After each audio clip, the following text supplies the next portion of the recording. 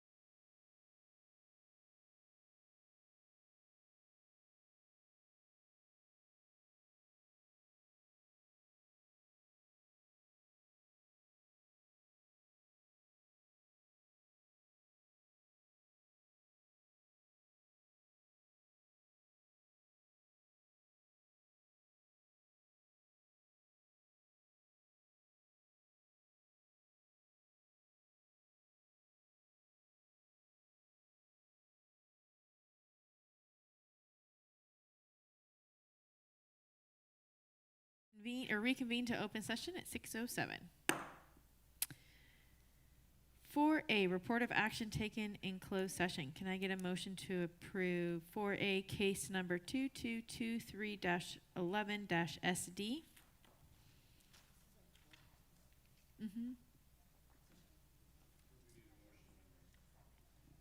Can I get a first?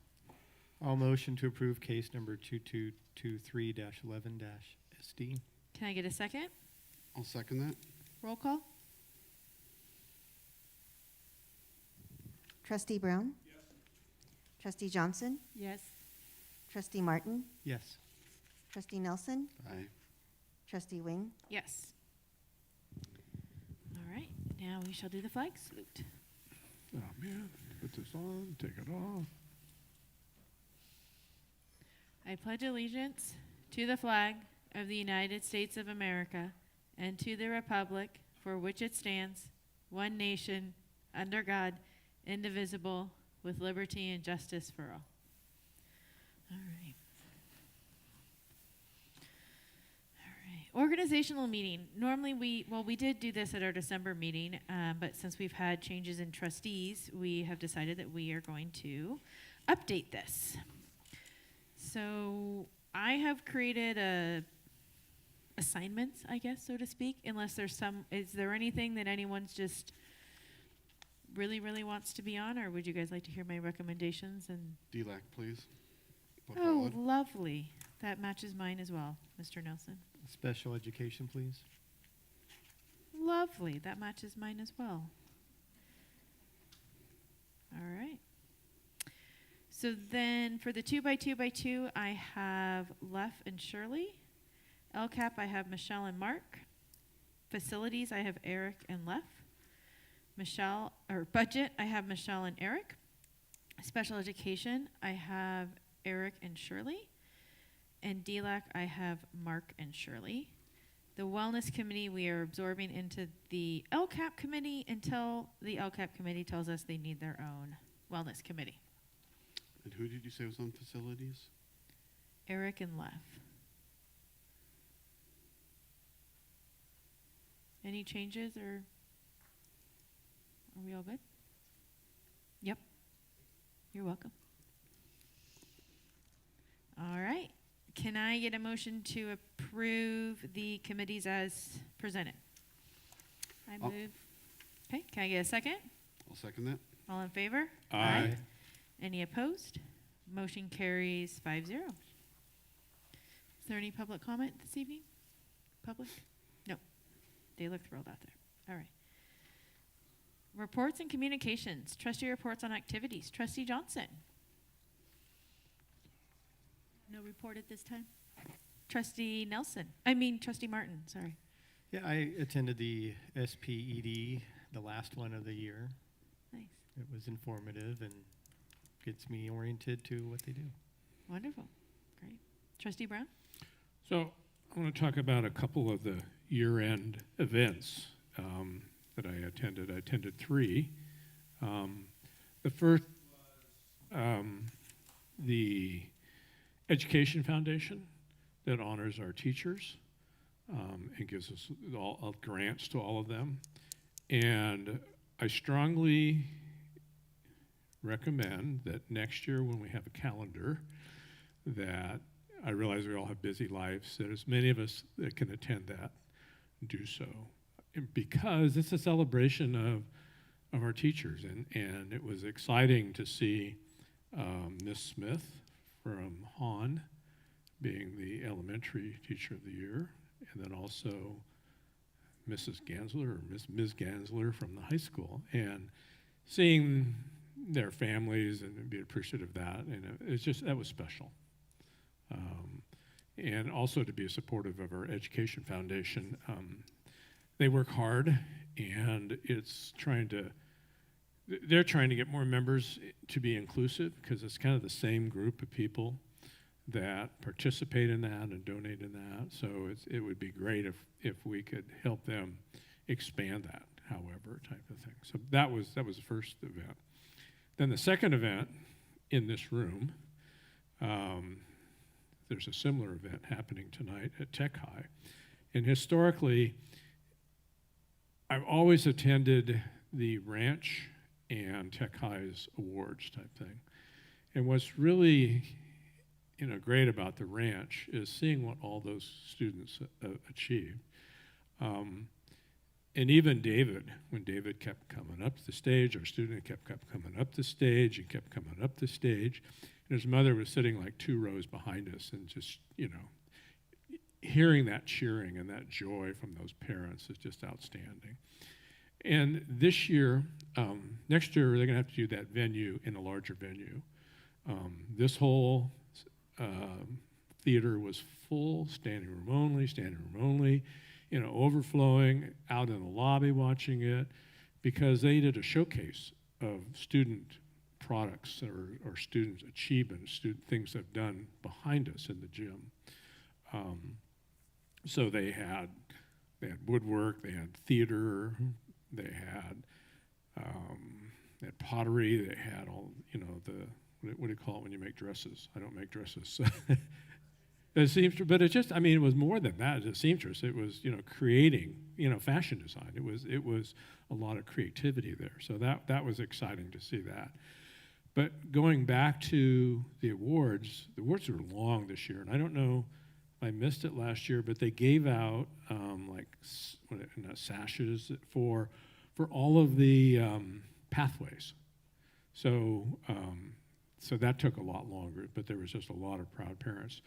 And something that I missed this year, and I'm willing to work on next year or bring my wife doing, we always had and then the last thing, they brought up the top 20 students.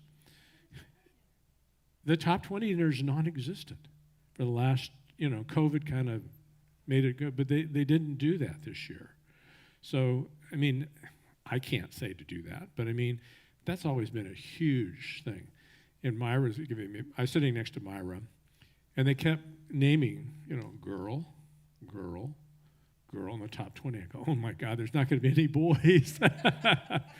It's kind of a generational thing. I had 3 boys, and they did okay in high school. They didn't want to be a top 20 student. My daughter-in-law was valedictorian. She was, I understand that. But there was only 2 boys out of that, and sometimes there's a dedication, and I don't know, the girls pay more attention sometimes in school, and then boys catch up later, type of thing. So at least that's what my 3 boys did in college and did well. But so I would hope that everyone would clear their calendar for that next year.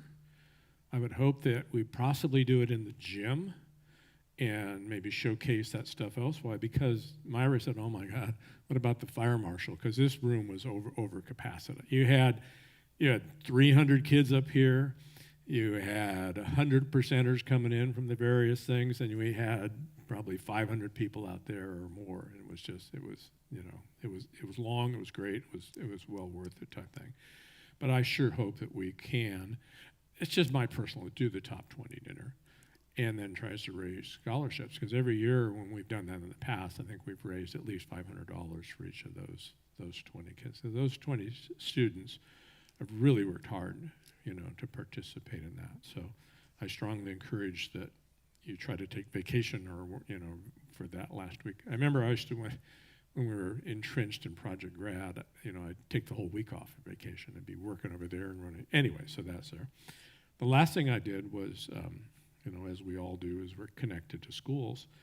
I went to Miss Smith, who is a teacher of the year for elementary, her little celebration of her kindergarten class, and where my granddaughter was at, and they sang, kindergartners, almost 15 songs and did a dance routine. Then Miss Smith did a slideshow that had me in tears and the other parents in tears. It was just amazing type of thing. And then Miss Smith, had individual certificates, not, with kind words to say. And that's just, I'm sure we have hundreds, we have, 300 teachers or so in this district, so I'm sure we have stellar performers, but that's just one example type of thing. So I want to say thank you to the teachers, thank you to the principals for this year, thank you for the administrative staff, But if you can put that on your calendar to get to those events, I mean, I mean, it was hard, warming to see those kids from the high school one thing. And then there's another organization, the first time, is it 10,000 Degrees, Myra, kidding. What's your name down there? Myra. So this organization called 10,000 Degrees gave, how many was that? Was it 15 scholarships to students? And it's like a 6-year program that helps these kids, go through college. And it's some high rollers in the community.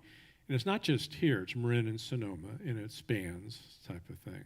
So I knew one of the people on their board through my son, and then doing an estimate for one of his homes in Healdsburg. But it's a great thing that, what they're doing. And it was neat to see that, plus see the 110 or 15 Doyle scholarships they gave out. Those poor guys, women were trying to sort through all the names and the kids come out. But it was a great thing to do. So, and I'm sure we'll have fun at graduations the next few days too, celebrating that. So that's what I have to say. And hopefully, I'd sure like to help volunteer to do or wrangle my wife into doing the top 20 dinner. And that's always been kind of run by the PTAs at the high school, and it's just, it's fallen, Trying to get volunteers to do things is difficult. So Great. that's my 2 cents. Trustee Nelson? I think that was one of the inputs on the survey is there isn't a PTA for the high schools. Yeah. So that was a concern that came forward in the surveys that we just put out. As far as my activities, I did attend the last DLAC committee meeting that we had for the school year. So Great. that was good. Kind of planning for next year and not knowing who's going to be the superintendent sitting in that chair next year. But it's been great having Myra in that committee, hablando español cuando es necesario. And I think the parents and the people that are on the committee really appreciated that, and they definitely voiced their thanks. So that was really good. Looking forward to. I'll be going to 3 graduations on Wednesday. So yeah, that's it for me. Great. All right. So I had the pleasure of going to the Rancho Cotati showcase. So before the awards night, they had the showcase for the CTE and pathways, and I was just amazed at the amount of talent and craftsmanship and detail and dedication that these students have. This wasn't just something they threw together the night before. And for the fashion design one, I thought it was really cool because they all had a narrative that went with it, and some of the things the students learned. Now, some of them did say I waited too long and had to throw this together faster than I wish I would have. But I think time management, I think we're all still learning it from time to time.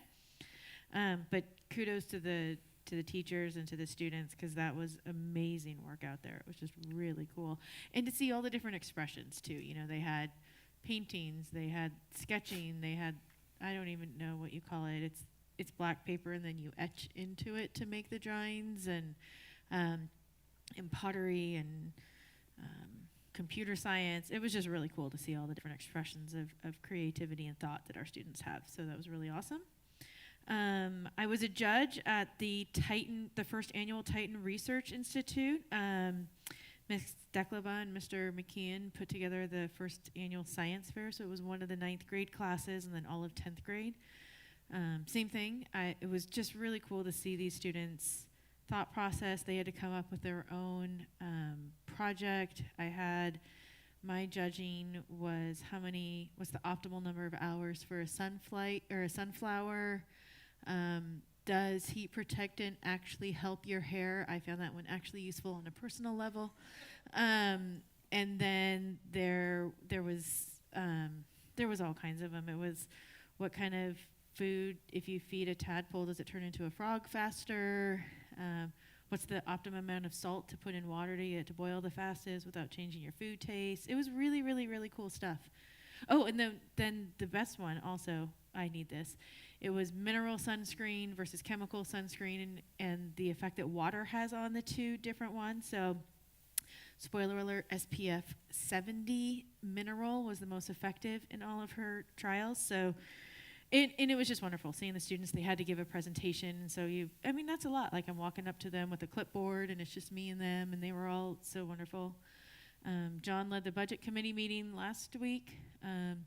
I think that's one of the coolest committees I'm part of. LCAP, Matt does a really good job of this too. And it's just the committees I've been on this year, but it's just a good group of educators, both staff and students, and there's some parents in it, representing elementary all the way up to high school. And John, thank you for putting always a robust presentation together and answering all of our questions. So that was good. But I don't want to give too many spoiler alerts about the upcoming budget. So I'll let John, I don't want to steal John's thunder, but there we go. So that's all of that. Dr. Perez? Oh, and I'm getting my sleep because Left's been bugging us for years. He says all trustees have to help with Project Grad. So I'm helping with Project Grad on Wednesday. So please do not call me Thursday morning. I will be asleep. But I'm really excited to help out with Project Grad this year. So I'm checking people in. I'm starting slow. You're not doing the cleanup, the all-night thing? Well, I'm checking people in, and there's no one scheduled for the shift after me, and so I just know I'm going to be there all night. I'm mentally preparing that I'm going to be there for a while. But it's exciting. I think it's a wonderful opportunity with a kid in high school now. I think it's important to pay my dues so that someone's there for him his senior year. So. Next year, hopefully, it'll be a Friday night. And It will be because it we won't be a work adjusted the day calendar. the next day. I'm sure they're I having. already warned all my coworkers Thursday morning. Yeah. Please don't ask me any questions. Just let me Right. sit at my desk. So, all right, Dr. Perez. Yes, so we've had, we have a lot of activities going on. I was able to attend the Monte Vista Spring Fling, where we celebrated the 60s. The kids danced to different 60s songs, and then we learned about the history of the 60s. The Ed Foundation 21st Century Teacher Awards was a wonderful event. As Mr. Brown, Trustee Brown said, we attended. It was a great celebration with our teachers. It was a really nice social hour, and then we ran over in our cars, of course, to Rancho Cotati Awards Night. It was really exciting. What's really special about the 10,000 Degrees, those 15 awardees can reapply annually for a total of 6 years. So 10,000 Degrees basically says to kids, if you want to go to college, join 10,000 Degrees. And then they get a mentor that works with them. I learned about them while I was in Marin, thought it was a wonderful organization, have attended their fundraisers, and when they called me to say we want to be at Rancho Cotati High School, I was over the moon with pleased. And now we're seeing the results because those kids are getting a cord and they're getting their scholarship. So it was really exciting. And then I was in Agrabah. I saw Aladdin and Princess Jasmine and Agrabah at Han. It was an amazing production. Miss Talbot's daughters are the coaches for the drama club, and that was one of the best. I'm a Disney fan, but that was a great performance. And when I looked over, there was this young man, probably second or third grade, running the spotlight. This is all student driven, and the kids, and there's about 50 kids. They do the backstage, they do the performances, and they take turns. It was beautiful. Jasmine, woo, what a voice. Hollywood, here she comes. Anyway, so that was wonderful. Budget Study Committee, not as exciting, but very informative. So it was a really good job. Thanks, John. And we had a guest speaker, Mr. Marshall, who informed us about attendance. We learned a lot together. We had the last DLAC meeting. That was a great group. It's nice to see the parent representatives. When I started, it was mostly staff. We're getting more parents, so I'm really excited about that. And then Dr. Fields and I spent 2 days touring schools. 2 days, every school. Went and saw lunch, went and saw classrooms, and it was a lot of fun. And the principals gave them a really great introduction to our wonderful schools here in Cotati Runner Park. And now I just want to say congratulations to our seniors. This is, they're beginning their educational journey. This is not the end. They expect them to go out and conquer the world and do research and all the good things they're doing. So congratulations to Rancho Cotati High School and Tech High seniors, and I wishing them continued success. I also want to congratulate our 5th graders and our 8th graders who are promoting this week and going on to their next adventure in our district. And that concludes my report. President Wing, do you mind if I give a quick shout out to my daughter who got her first teaching job today? Yeah? Here? No, Oh. Unfortunately. She's going to stay down in Then San no, Diego. you can't have time. No, I'm just teasing. Yeah? 5th grade dual immersion. Oh, that's Teaching job. fantastic. Very cool. Very cool. Yeah. She'll watch it now that I said something. There we go. There we go. All righty. I don't believe we have any union reports tonight. Is that correct? No. All right. Consent agenda. Can I get a motion to approve the consent agenda items 8A through P? I'll move that we approve the consent agenda, items 8A through 8P. Can I get a second? I'll second. All in favor? Aye. Any opposed? Motion carries 5-0. Personnel Services 9A, approval of revision of unrepresented salary schedule. It's okay, sorry, I went quick.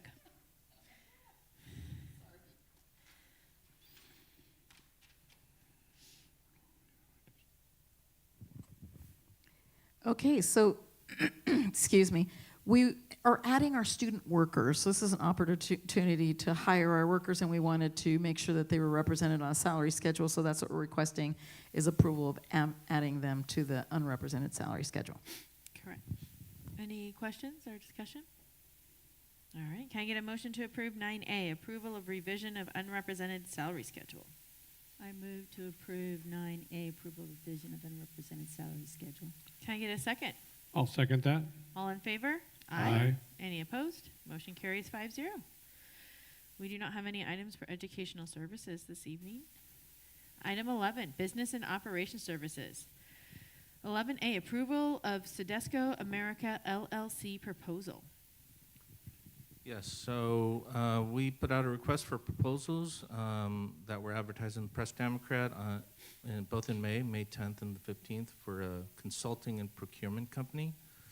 Sealed bids were opened on June 1st, and Sedexo America, whom we've been working with for maybe longer than Leff has been a board member. No, that never happened.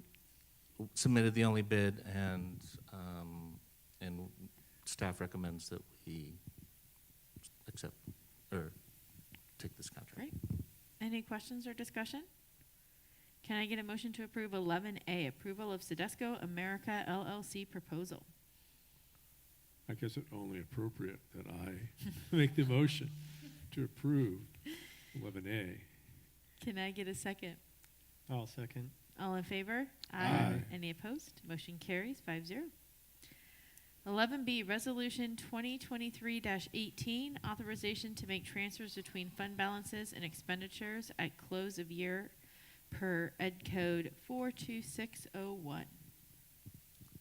This is a regular, normal, yearly resolution that we bring to the board to allow the district to temporarily transfer money from any fund or account to another fund or account. Great. Any questions or discussion? Can I get a motion to approve 11B, Resolution 2023-18, authorization to make transfers between fund balances and expenditures at close of year per Ed Code 42601? I'll move that we approve 11B. Can I get a second? I'll second. Roll call. Trustee Brown? Yes. Trustee Johnson? Yes. Trustee Martin? Aye. Trustee Nelson? Aye. Trustee Wing? Yes. 11C, Resolution of 2023-19 to establish temporary interfund transfers of special or restricted fund monies.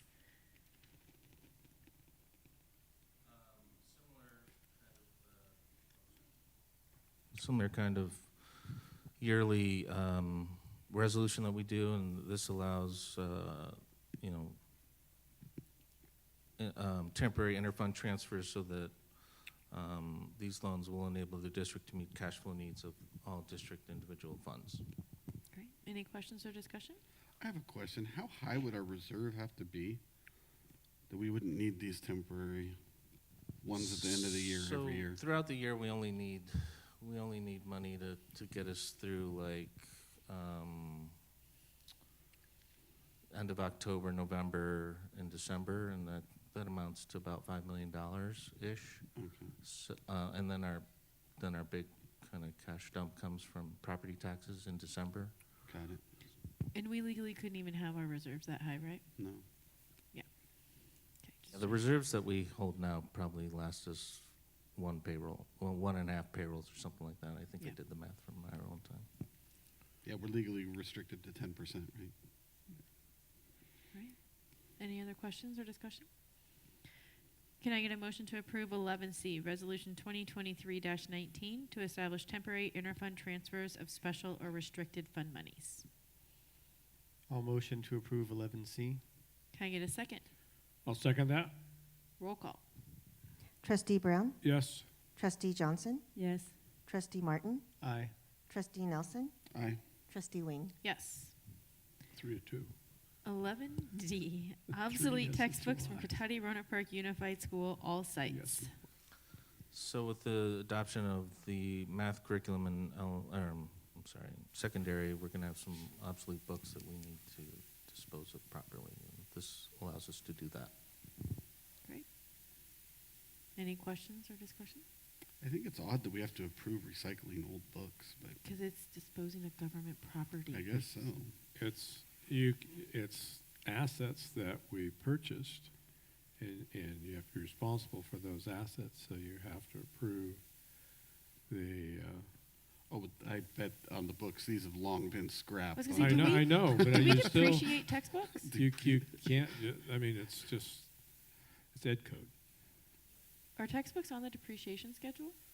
Do we, no, okay, I didn't think, absolutely. Alrighty. Can I get a motion to approve 11D, obsolete textbooks from Cotati Roanoke Park Unified School, all site? I move to approve 11D. Can I get a second? Second that? All in favor? Aye. Aye. Any opposed? Motion carries 5-0. 12A, public hearing on preliminary local control accountability plan, LCAP, 2023-2024. Item 12A is a public hearing to solicit the recommendations and comments of the public regarding the specific actions and expenditures to be updated in the local control accountability plan, LCAP. The floor is now open for public comment.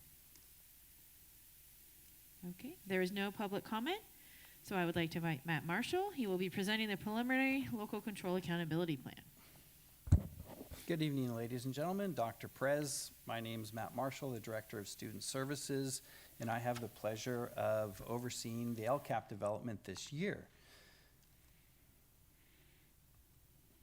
So what is the LCAP for our newer board members? So the LCAP is the Local Control Accountability Plan. So think strategic plan for the district in some ways.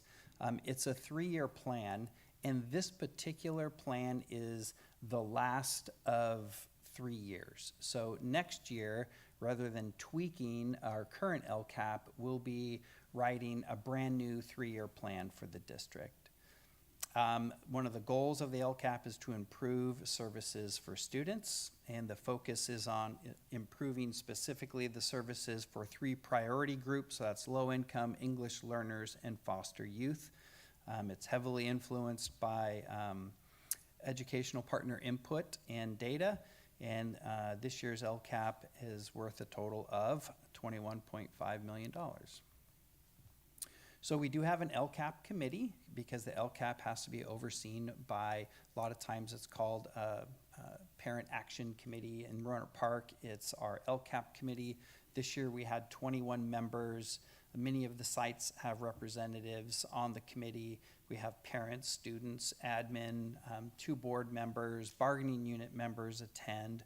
And this year we met 4 times, and we reviewed all 5 goals and all 65 action items. So that was quite a lift. And after every meeting, the committee gave suggestions on how we can improve services to students. So for educational partner input, which is a big component of the LCAP, we had 4 LCAP meetings, but we also seek out parent input. So we did a parent survey. The LCAP is talked about in DLAC meetings and site PAC meetings. Student input was gathered with the survey, But after principals emailing the student survey 3 times, and I emailed the student survey district-wide even after that, we didn't have a lot of participation. So this year I pushed into classrooms district-wide, kindergarten through 12th grade. And talking to kindergartners about the LCAP was a hoot. That was a lot of fun. Site leadership, we talk about the LCAP in our leadership meetings, and in special education, they consult with the SELPA. So classroom interviews, I wanted to talk specifically about this. I thought you might be interested. So some of the positive highlights, when I talked through kindergartners through 12th graders, they all had very high regard for their staff and a lot of positive things to say. So I was really happy to hear that. When I asked them, what's some of your favorite things about school? They have caring friends at school and trusted adults. That was universal across all grade levels, all sites. When I asked if the curriculum and technology worked well for them, they all said that the student technology and classroom technology was very helpful. So I was glad to hear that as well. Many just really enjoy their classes. At the high school level, they love their electives in a big way. And in elementary, they were, I was expecting them to say that they'd like recess or whatever, and they were like, I like math, I like science. And universally, they all love outdoor ed. That was a big win, and the vast majority feel safe. Areas of improvement, universal. In elementary, they didn't like the bathrooms all the way through high school for different reasons. In elementary, they really didn't like when students get toilet paper wet and throw it on the ceiling and it sticks, so that they didn't like that. In high school, though, it's in middle school, they expressed concern about toilet paper running out, the fact that the soap oftentimes was empty, and vaping in the bathroom. So that's something we'll have to address as a team, because that was a universal concern. There was some food in the cafeteria that they didn't like, so perhaps a survey of students and what food they do and don't like, and then we can adjust accordingly. And as I mentioned earlier, there is a little anxiety about school safety, and not necessarily about what's taking place on our campuses, but our students see so much violence in the news media and on social media that has raised the anxiety level of our students about safety. In elementary, they would like water bottle filling stations like the big kids have at middle and high school. I thought that was good. Trash at lunchtime, and so we did have conversations with kids that is a student-generated problem, and so they'll have to help us fix that problem. And in elementary, some bullying on the playground, so we'll be talking to them about that and how to use their tools, like toolbox, where a yard duty, when 2 kids run up to the yard duty with a problem, well, here are our tools. I'll let that go. Here are our tools. Which one should we use to solve this problem? So a little more work there. Matt, I have a quick question. I don't want Yeah. to go too deep into it, but Sure. I have like a lot of the students or parents will say, how come we have to give the kids all the food when all little Johnny wants is a milk box? Legally, we have to offer them, or actually physically give them, a complete lunch or Correct. food, right? Yeah, they can't just grab what they like and leave. They have to grab, like the banana, they have to grab fruit with their meal. Right. As an example. And then I know that some schools have like a bin right outside the door where the kids can put the things they want. Yep. We can't legally go and like give that to a homeless shelter then, right? Like, isn't there restrictions of what we can do with that food? There is, and Susie King would be better equipped Yeah, to answer okay. that than I So- would. Yeah. Because I just know, like, I try to explain to parents, we're not trying to be wasteful. Legally, we have to give them everything. And no, we can't. Once it's been in the student's possession, there's things that we can and can't do with it. And yes, it's very wasteful, but our hands are pretty much tied. In how we many can do it. respects, they are, yeah. Yeah, okay. Just double checking. So Matt, I did Yeah. notice the bathroom's number 1, and I think you asked for questions or comments. Yeah, okay. Yeah, go So, I since our last meeting, got multiple emails from concerns about bathrooms and behavior at LJ, Lawrence Jones Middle School. So, I'm glad that that's being acknowledged. Yeah, and for a wide variety of reasons. Yes. And so we'll definitely have to, work with our sites and our students, and find out, how we can address those issues. Because they're not just, buy something and fix it, or students need to do X and fix it. It's gonna take a team approach to address the issue. Some successes really quick. We created for the first time a district LGBTQIA+ committee, and that was based off the recommendation from the previous LCAP. And the board approved a resolution declaring June LGBTQIA+ month, so that was a big success. District-wide MTSS, next year will be our second big year with MTSS, with our pilot schools this year of John Reed, Tech Middle, Richard Crane, TPA, and LJ. We had a math adoption. Our after-school and summer programs have really expanded. We've decreased absenteeism by 50%. Our chronic rate last year was 50%, and this year it's 25%. We still have a long way to go, but that is a huge gain. We increased counseling and mental health services at all grade levels, and we're opening a new community center at John Reed. That's really exciting. The LCAP, like a lot of CDE requirements, is a little tricky in that when we develop the LCAP, we're developing it using data from the previous year because we don't have our CASP data or our LPAC data yet. We'll have it in August. So I'm submitting to you kind of a rough draft, but we won't have all the data that helps guide our decisions until August. So we're always just a little bit behind. Some identified needs is continued the PD and support for math, ELA, and science. We're making a lot of great progress, purchased a lot of curriculum, a lot of professional development. Continue, I love to see the continue because that means we're already working on it. Continue our MTSS work, increase our parent communication and participation, continue to prioritize our SEL for students, and continue to work on culturally responsive classrooms, parent training in PowerSchool and Google Classroom. We need to do a little better job there. Decrease student discipline. We have some disproportionate discipline where students with IEPs get suspended at higher rates, so we need to address that. That'll be a priority for me. And improve some of the food in the cafeteria. Not all the food, because some of the food the kids love, especially in elementary school. When you mention it, they're like, no, we love that. These are our 5 goals, and we have 65, as I mentioned before, action items. So goal 1, so some improvement highlights again. Continue math and ELA support, adopt our math curriculum. PLC CAPS Network is doing great. Our principals are analyzing data to improve instruction and continue implementing MTSS. Goal 2, increase AVID in the middle school. We've doubled AVID participation this year in middle school, which is exciting. Last year we had, I want to say, 250 students in AVID. This year we had well over 500. So, and it's continuing to climb as they're adding it as an elective. Continue working on increased parent communication, finding out new and creative ways to reach our parents and get them involved. Myra's done a terrific job with that, I have to say. And CTE participation in our schools has doubled. Goal 3, continue culturally responsive schools work, provide counseling and mental health support, which we're doing. Continue combo class reduction, PBIS and restorative work and SEL programs.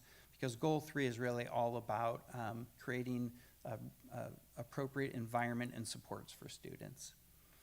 Goal 4, parent training. We need to train our parents more on how to access their students' data and how to go into Google Classroom and look at their assignments so that they can be our partners and support our students.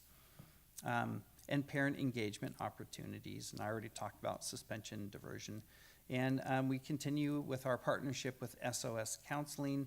And next year, for the first time in a while, since COVID, we're going to have SOS will be our partner in creating a suspension and expulsion diversion program, which I'm excited about. So I'll see you less in closed session as a result.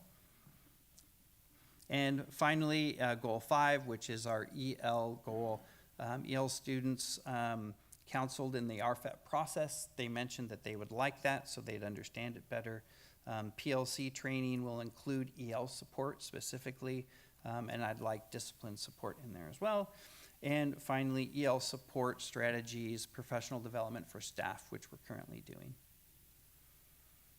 And next year, it's going to be brand new 3-year plan. So next year, instead of we got a lot of input this year, it's time to put that input into a new plan. So we'll be looking at our 65 action items and we'll say, do we want to add any more? Do we want to keep the ones we have? Do we want to tweak some of them? Or do we just want to toss some? You don't want to have too many action items because then you can't attain them all. But we'll really be looking at every single one and asking, is this the best use of our money? And what is the proof that it's working? And should we continue that? And we'll take a look at the metrics we're using. We want to use metrics that are relevant to our action items, but also not impossible to get.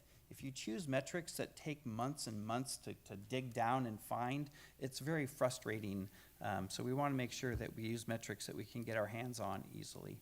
And once again, it's a great time to fully implement all of the feedback that we've received over the past couple years. And that is it. Any questions? I have one question. So at our next board meeting, we approve the last year of the current LCAP to Correct. go on. Yep. And then next year's LCAP will start writing the new one. So this time next year, we will be approving a whole brand new LCAP. Brand new LCAP. Okay. Yep. All right. Thank you, everybody. Thanks, Matt. Thank you. All right. Item 12B, public hearing on 2023-2024 preliminary budget. I didn't- Sorry whoa, to whoa. interrupt, but don't you have to close the Well, it's The- not on my script. hearing?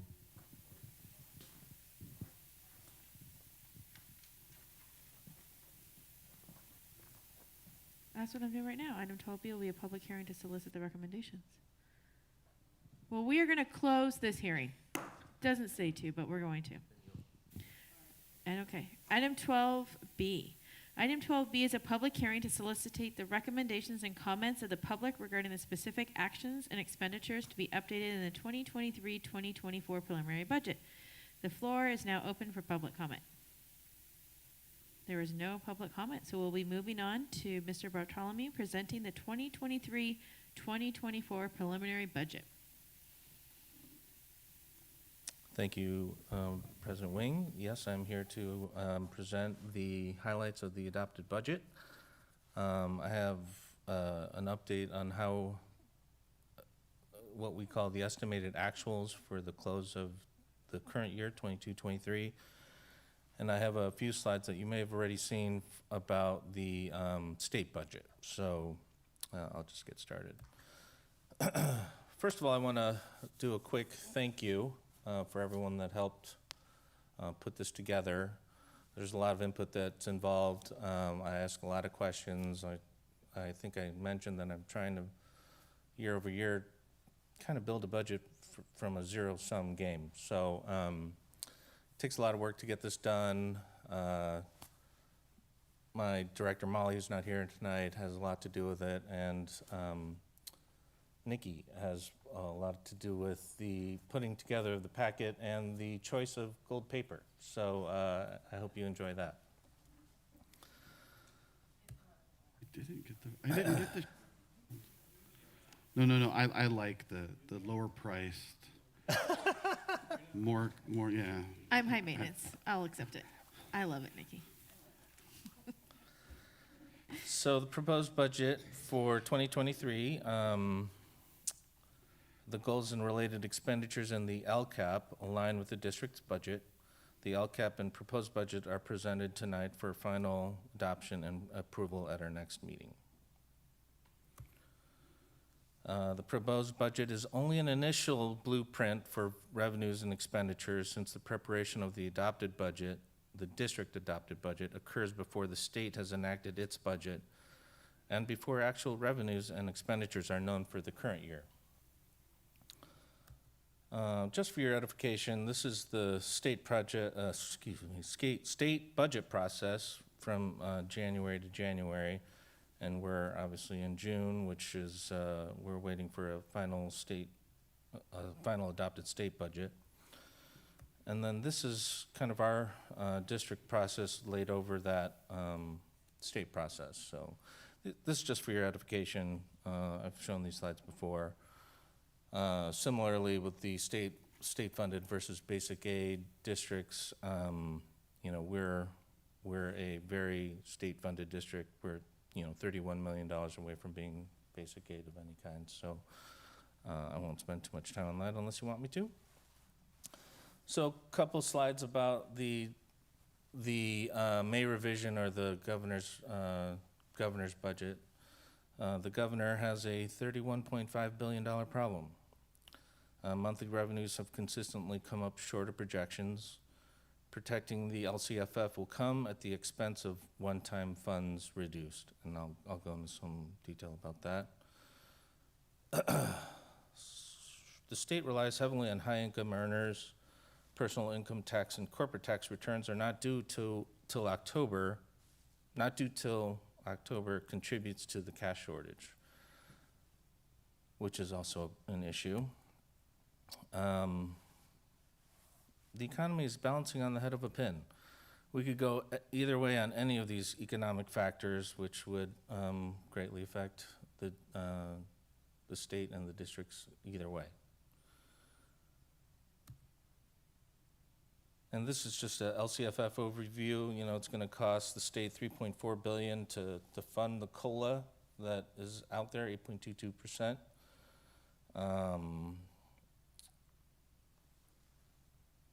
And 2.8 billion of that is going to come from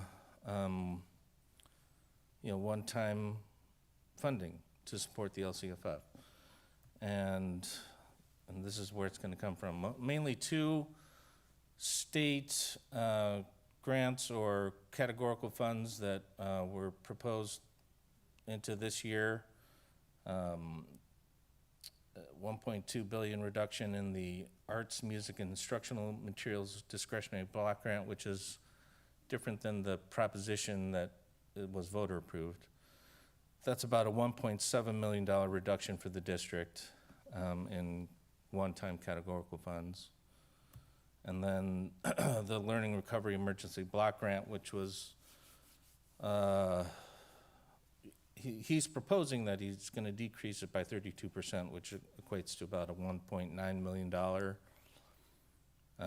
cut of the $5.85 million that were allocated. And as you can see there, I think that's a note here, but we've already received all this money, so it's going to be interesting how they actually get this back. But they'll find a way. A couple cartoons here for you just to add some levity.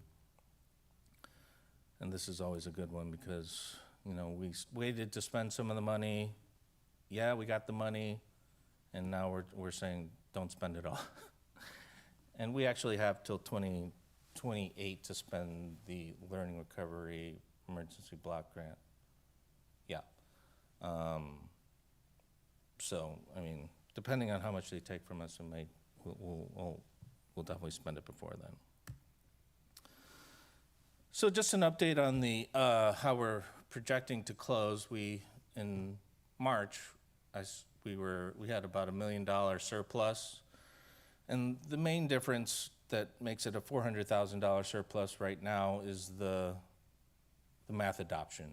We have about a $600,000 PO for the math adoption that we're implementing next year. But there's some detail on, the ins and outs of the income, revenue, and expenditures. But ultimately, it's the math adoption that's reducing our surplus for this year. And when the state tries to take back money, it's not going to make our check bounce, right? No. Not yet. So now we're talking the building blocks of the district budget. Some of the funding factors I have highlighted, the PERS rates, I think I've been talking about that with you here. They were increased a little more than what they even said during first interim. And this year, you know, by 25, 26, 28 cents of every dollar that we pay to a classified employee will go towards pension reform. Towards about, you could see the different COLA amounts, 8.22 and 3.94 are increases over what we were projecting prior, and 3.29 and 25, 26 is just a little lower than what they said before, but again, we don't have all the details of those yet. These are just projections. So as you look down at the bottom of this chart, you can see the estimated funded ADA. You'll see that again. Enrollment, which I think I can do a little better job of projecting 2 years from now, but as of right now, I'm seeing, based on the grade makeup of our enrollment, some bigger classes exiting and smaller classes entering. That's why it looks like that, but you know, I'm sure that'll change. And just for kicks, you know, the number of positions that this budget is funding for this year is that second to the last line, and just as a comparison, what we had at this time last year. So the difference being if you want to look back at all the pars between last year and this year, all the positions we've added and what they are. But that's just a summary of that. So any questions about that? John, just one small thing. Yeah. The lottery restricted for this year to next year's dropping $103. That's a mistake. I'm sorry. It should be 67 all the way across. Pardon me? It should be 170 all the way across? No, it should be 67. 60, okay, because I think Sorry that's a about that. loss of 618,000, okay, How many eyes have we put on this thing, Nikki? all right, Didn't okay, catch it. so it Sorry should about be that. that, all right. Yeah. Then that's not a what? Well, Yeah, I've been trained to do this. I'm like, how do nicely you done. pay the bills next month, you know, so, okay. So some of the key assumptions that make up the budget, Department of Finance COLA, just showed you, negotiated salary increases for staff of 5.38% is in the 23-24 budget. And just like I did before, I calculated out what a 3.94%, which is the COLA in 24-25. We haven't negotiated it, but I put that below the line, the cost of that for 24-25. Step and column movement cost increases are about 1.5% annually. Health and welfare cost increase of 5.9% for 23-24 is incorporated in this starting in October, and then 4% in subsequent years, and it's more of a hope than it is a prepare for the worst scenario. STRS and PERS costs, which we talked about, and then the ADA funded ADA projections, as you can see for 23-24, we're going to see, as of right now, an increase. So that'll be the current year ADA that we use for that year. So for 24-25, it'll be the prior year. You know how we can use the best of current year, prior year, or the average of the three. And the as of right now, 25-26 is a 3-year prior year average. So those are the assumptions that we're building our revenue projection on. And just so you see in dollar figures how much we get paid for every ADA per grade level, what the COLA does to that, and then the add-ons that we're talking about. And I know this is small and I apologize, but these are all in your packet. Again, these are highlights. But this is what our ADA calculates those rates to be. So the total that we will receive from the local control funding formula, if they fund it correctly, $71.6 million. And you'll see that number again a couple times. So in total, Unrestricted revenue is about 77 million. 93.7 million combined, of which one-time revenue accounts for only $562,000 of that, but the expenditures equal 2.4 million. And that means that we've already received some of the money that we're spending, which is, we're just spending down our ending balance of the one-time money that we potentially have received or we're gonna receive.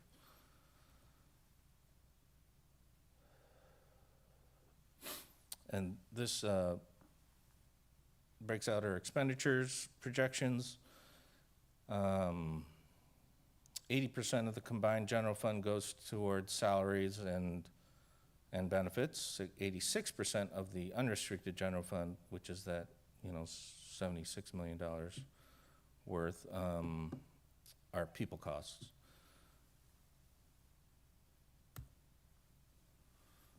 I'm always going to add this slide in here because we are making a $16.27 million transfer from our unrestricted fund to our restricted programs, mostly for special ed, but we have a 3% mandatory contribution that we have to make to routine restricted maintenance.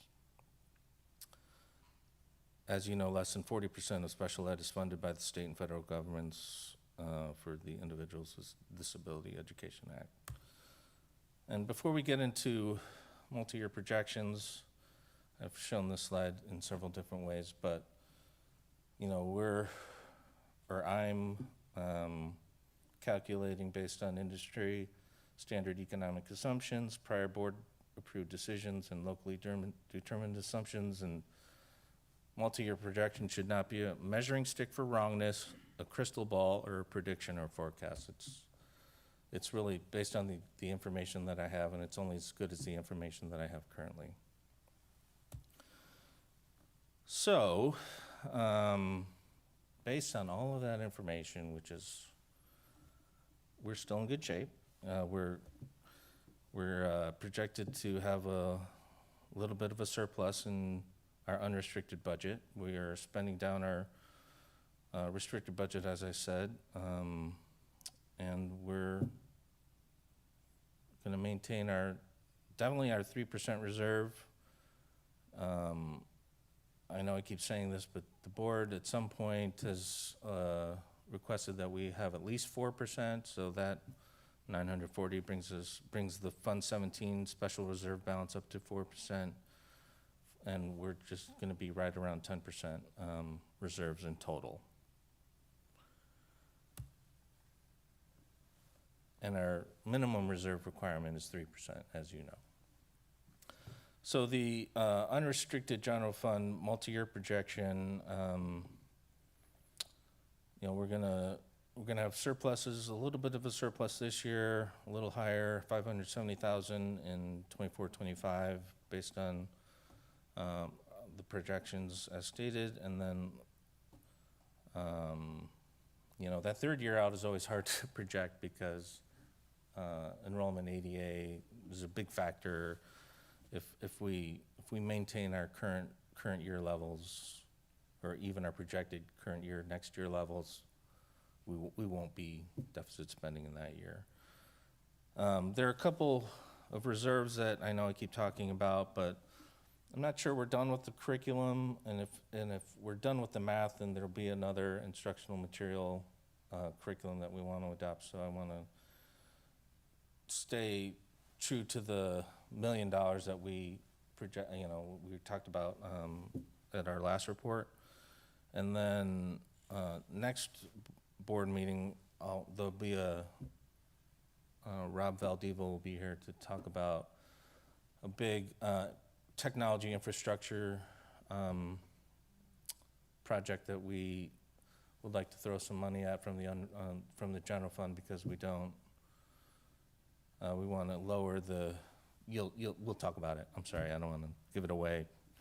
And then, like I said, the assign for future compensation, that's up to you, but that's the 24-25 year is about what COLA is for that year.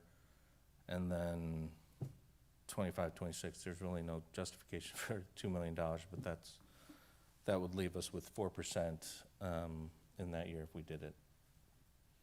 John, does this include the one-time grant money that may not get funded? You have that in a separate. Yeah, that's restricted budget. We Okay. wouldn't, yeah, this is the multi-year project for the unrestricted Okay, budget. that's what I thought. So as far as the areas of financial concern, as always, enrollment in ADA trends, we still haven't hit that historical pre-COVID 95, 96% ADA that would greatly benefit the district from a funding standpoint. Future impact of STRS and PERS. Technology needs, as we talked about, the increases in general cost of doing business, which is huge. I mean, PG&E is talking about increasing 7 to 10% over current year, next year, and I don't see those, going down. And that's just one of the factors, and most everything is going up 5 to 10%. So, I mean, COLA isn't keeping up with that, and whether or not the state can fund COLA in future years remains to be seen based on our current economic environment. Compensation cost pressures are always out there, and expiring one-time funds. We're focused on the budget adoption for next year. This isn't a certification time, so we're not, there's no certification where you will be approving income and expenditure projections for next year at the next board meeting, but as of right now, we see that we can maintain at least our 3% reserve, and that's the goal. And another kudos to Nikki for this picture, which is new. Any questions? Any questions or? My staff gets discussion? really excited about these things. I asked them for their input, and they said, "I want a different picture here." Go ahead, Trustee Johnson. You have Yes, a question? please. Thank you, John. So what about when you're talking about the electricity rates and so on? Do we have to budget for if we were to take on that solar project? Well, the fund, how we finance that project remains to be seen, right? If it becomes a bond project that we go out for a bond for, then no, we don't have to budget for it in the general fund. But if we do it any other way, potentially yes, because if we're going to take on a certificate of participation or something, which I don't really like, the general fund, we might see some savings in our electric bill, but we're going to have this debt that we have to pay on the other side of that, which won't go away. So that's why I'm not a fan of that option. In the survey that we just put out, we really need to get that parcel tax passed, and that's what we're focusing on. And then we'll go out again for we might do another survey for a bond issuance if that's something the community wants to support. That's where we are. But I don't know. Does that answer your question? Good. Great. Any other questions or discussion? All right, then we will close the public hearing on 2023-2024 preliminary budget, and the board will review at our next regularly scheduled meeting. Kind of. Board Services 12C, approval of school safety plans. So this was a little bit of an oversight. We had prepared the plans. You had a presentation in January, but we did not officially approve them. So I'm requesting that we approve the safety plans, which you have seen and heard all about in January, tonight. And then when will we get the next school safety plan? The goal is for them to be presented in October and Okay, approved that's in what I thought. October. Right. Any questions or discussion? So I have a question and concern. If you look through these and read through these again, we have 11 sites, 12 schools covered by one individual from public safety. I personally am not fond of that. I'm going to be voting no because of the fact that we only have one safety person for all the schools.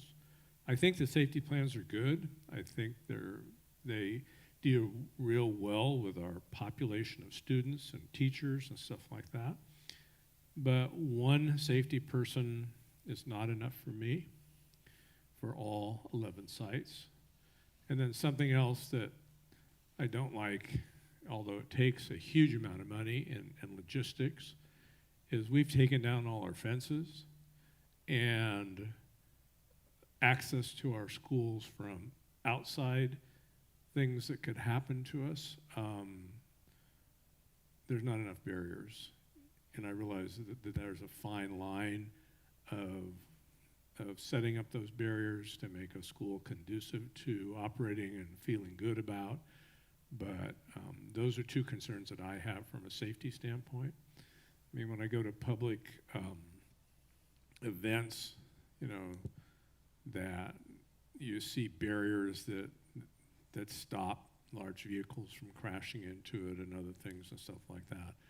I don't think that's a concern for schools, but I think it's, you know, other things that we've seen throughout the United States and other places where people will come in and do harm to students. And we do well within the community of our students, but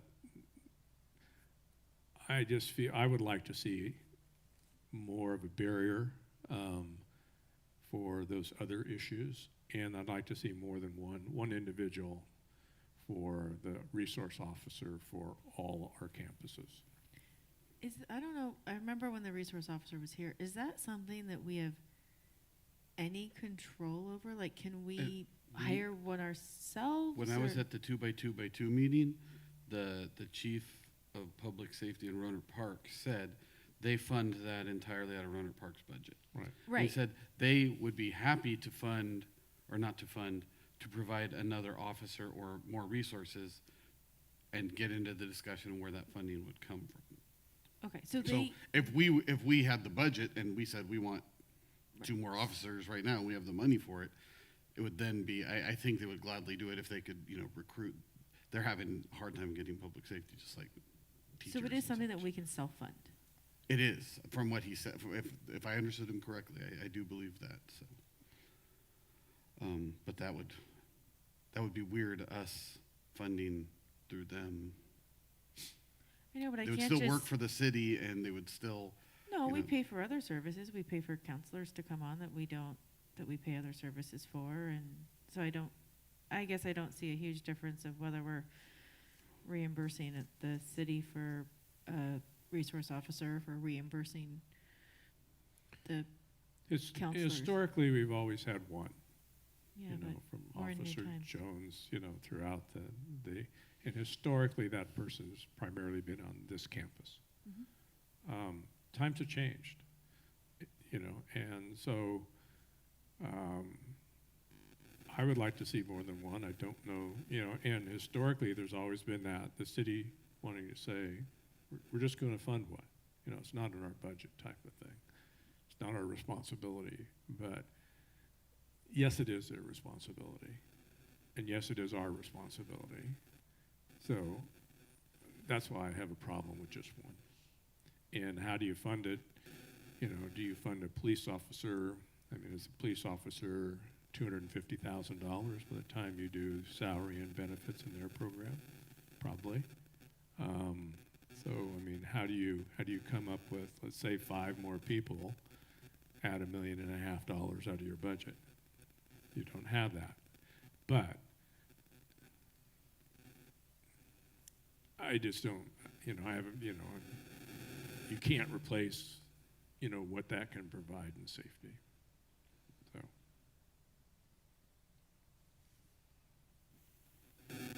Those are just my concerns and comments, yeah.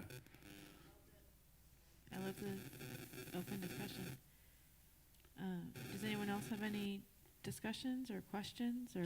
So we can put that on future on our future agenda, talking about, I don't know necessarily talking about 5, but starting with another one would be something that we could look into, right?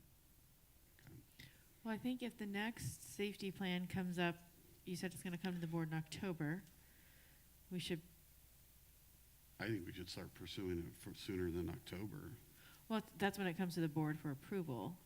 But, I don't know if we need to have a workshop where the board gets together with, who's doing it now that Andy Scardina's gone? It'll be Rocky? Okay. I don't know if we do a study session or,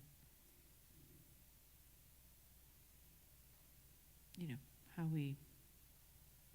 we craft a safety plan that the board would be okay approving.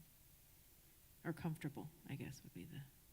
Well, I don't want to speak, well, I think Left said that he's going to vote no on Yeah, this I'm current voting- one I'm voting because no of on the that current one. concern. Right. But I think we can simultaneously pursue this as an addendum to the current safety plan or in anticipation of the next one. Well, we have to vote on this one. Well, we can vote on this one tonight. We're or we voting, can we're voting table on it. this as is. Yeah, Correct. right. Can't Yeah, we change can't that. change this. Correct. So my But question I'm was, just how saying do my we? concern is, one, for me, is not enough. Right. That's Left's vote. And the concern is, we've taken down fences, we've made our campuses open. My fear is, you know, you look at other places that have had public safety people on site and still haven't been able to stop attacks. Right. So, it's just the world we live in I'm not comfortable with. Yes, I'm happy to do the research and begin that conversation with public safety about the review of the plans. I communicate with Chief Matho, so I can ask about that. And I can certainly begin that research to see, you know, what the city thinks about that, you know, prior to October, so that we can be prepared. And Okay. with and I can provide all that information to the board. Just, you know, our plans internally are good. What's missing for me is protection from outside that I don't see here. All right. Anyone else? All right. Would someone like to make a motion to approve 12C, approval of school safety plans? I'll move that we approve 12C, the approval of the school safety plans. Can I get a second? I'll second. All in favor? Aye. Any opposed? Opposed? Motion carries 4-1.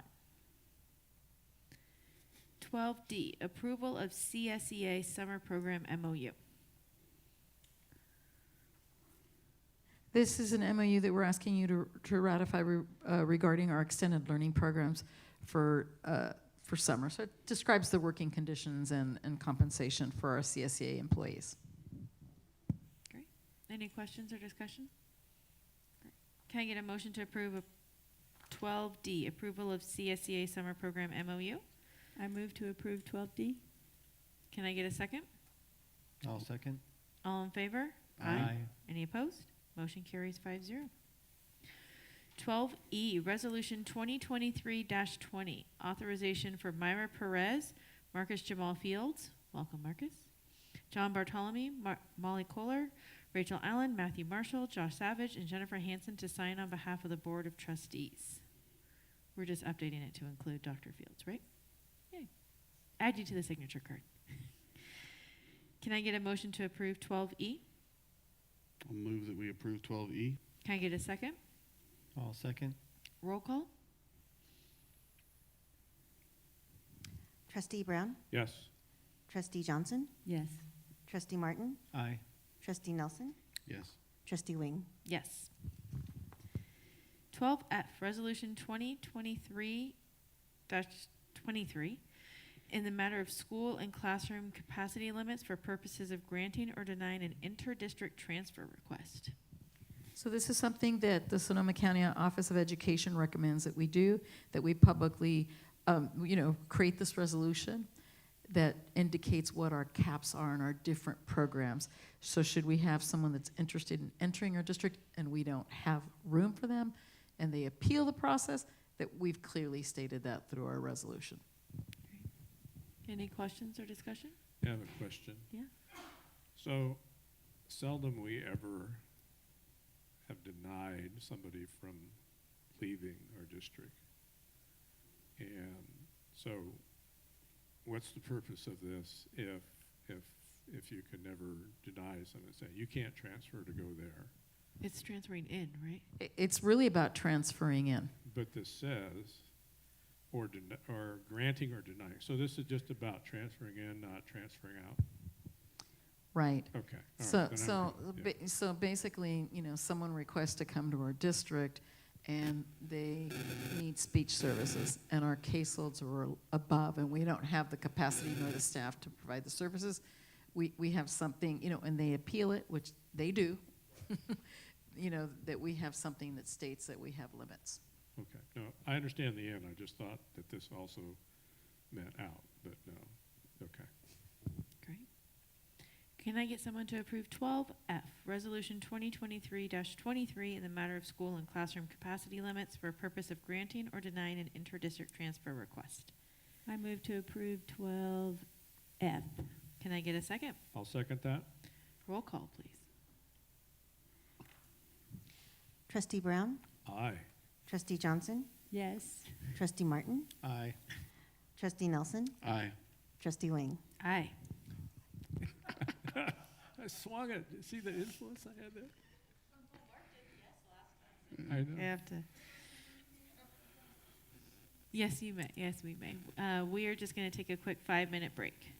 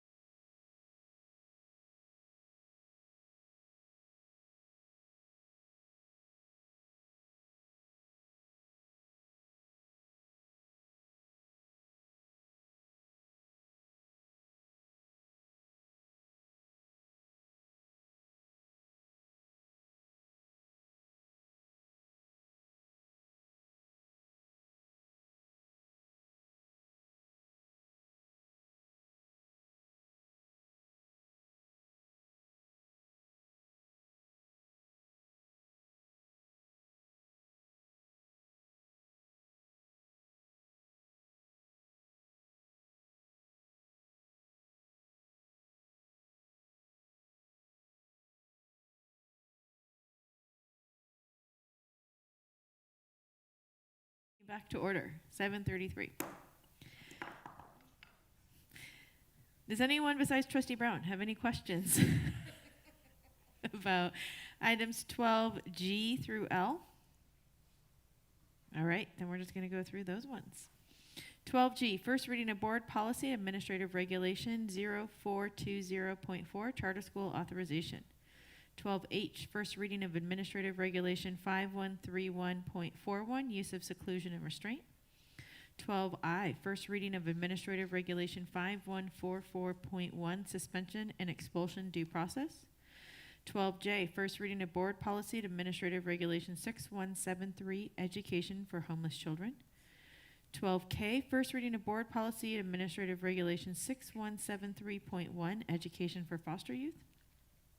12L, first reading of Administrative Regulation 6184, Continuing Education. For items M through V, is there any discussion or questions? Then we will go through. 12M, I would like to make a motion to approve 12M, second reading of Board Policy 4030, Non-Discrimination in Employment. Can I get a second? I'll second that. All in favor? Aye. Any opposed? Motion carries 5-0. 12N, I make a motion to approve 12N, second reading of BP and AR 4218, dismissal, suspension, disciplinary action. Can I get a second? I'll second that. All in favor? Aye. Any opposed? Motion carries 5-0. I make a motion to approve 12O, second reading of Board Policy and Administrative Regulation 5111, admission. Can I get a second? I'll second that. All in favor? Aye. Any opposed? Motion carries 5-0. 12P, second reading of Board Policy and Administrative Regulation 5113, absences, excuses. Can I get a second? I'll second. All in favor? Aye. Any opposed? Motion carries 12P. No, motion carries 5-0. 12Q, second reading of Board Policy and Administrative Regulation 5113.2, work permits. Can I get a second? I second. All in favor? Aye. Motion carries 5-0. 12R, I make a motion to approve the second reading of Administrative Regulation 5144.2, suspension and expulsion due process. Can I get a second? I'll second. All in favor? Aye. Any opposed? Motion carries 5-0. 12S, I make a motion to approve the second reading of Board Policy 6170.1, transitional kindergarten. Can I get a second? I'll second. All in favor? Aye. Any opposed? Motion carries 5-0. 12T, second reading of Board Policy 6177, summer learning programs. Can I get a second? I second. All in favor? Aye. Any opposed? Motion carries 5-0. 12U, I make a motion to approve second reading of Board Bylaw 9270, conflict of interest. Can I get a second? I'll second that. All in favor? Aye. Any opposed? Motion carries 5-0. I make a motion to approve 12V, second reading of Board Bylaw 9320, meetings and notices. Can I get a second? I'll second. All in favor? Aye. Any opposed? Motion carries 5-0. 12W, acceptance of gifts and donations to schools and district.